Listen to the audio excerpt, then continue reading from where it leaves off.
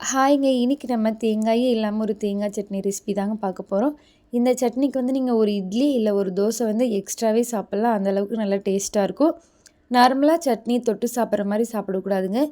இது வந்து நல்லா தண்ணியா அரைச்சுக்கணும். இந்த மாரி நல்லா ஊத்தி இதில நல்லா ஊற வச்சு தொட்டு சாப்பிட்டீங்கன்னா தான் அதோட டேஸ்ட் நல்லாயிருக்கும்.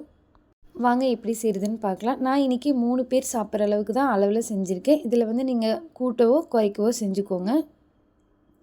இதுக்கு வந்து ஒரு மீடியம் சைஸ் பெரிய வெங்காயம், ஒரு சின்ன பல் புளி, 2 பல் பூண்டு, 4 பச்சை மிளகாய், 2 டேபிள் ஸ்பூன் நிலக்கடலை, 2 டேபிள் ஸ்பூன் வறுகடலை எடுத்துக்கோங்க. ஒரு பேனில் 2 டேபிள் ஸ்பூன் ஆயில் சேர்த்துட்டு நம்ம எடுத்து வச்சுருக்க வெங்காயம், மிளகாய், பூண்டு சேர்த்துட்டு நல்லா வதக்கிக்கோங்க.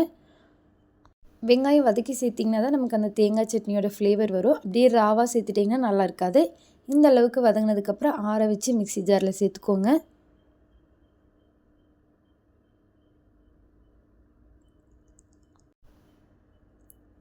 இப்போ நம்ம எடுத்து வச்சுருக்க நிலக்கடலையும் கூட சேர்த்துக்கோங்க. தேவையான அளவு உப்பு, கொஞ்சம் கருவேப்பிலை மட்டும் சேர்த்துக்கோங்க. இதை வந்து நல்லா தண்ணி சேர்த்து அரைச்சிக்கோங்க. சட்னி வந்து கெட்டியாக அரைக்க வேண்டாம். நல்லா தண்ணி மாதிரி இருக்கிற மாதிரி அரைச்சிக்கோங்க. அப்போ தான் நல்லாயிருக்கும்.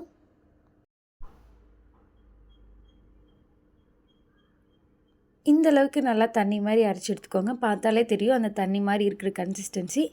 இப்போ அது தாளிப்புக்காக கடுகு, கருவேப்பிலை மட்டும் சேர்த்து தாளிச்சிக்கோங்க. அப்போ தான் நல்லாயிருக்கும். தேவைப்பட்ட ஒரு வரமிளகாய் கூட சேர்த்துக்கோங்க. இந்த சட்னிக்கு வந்து நம்ம தோசை வந்து நார்மலாக லேசாக ஊற்றாமல், சிறுசாகவும் இல்லாமல் பெருசாகவும் இல்லாமல் ஒரு கல் தோசை ஊற்றிக்கோங்க. தேவைப்பட்டால் மேலே ஒரு டேபிள் ஸ்பூன் நெய் கூட சேர்த்துக்கோங்க. இந்த தோசையில் வந்து சட்னி தொட்டுலாம் சாப்பிட்டிங்கன்னா நல்லா இருக்காது. நல்லா சட்னியை தாராளமாக ஊற்றி நல்லா ஊற வச்சு சாப்பிட்டு பாருங்கள். 1க்கு 2 தோசை எக்ஸ்ட்ராவே உள்ளே போகும். இட்லியும் அதே மாதிரி நிறையா ஊற்றி சாப்பிட்டிங்கன்னா நல்லாயிருக்கும். அவ்வளோதாங்க, நமக்கு வந்து தண்ணி சட்னி ரெடி ஆயிடுச்சு. இந்த ரெசிபி உங்களுக்கு பிடிச்சிருக்குன்னு நினைக்கிறேன்.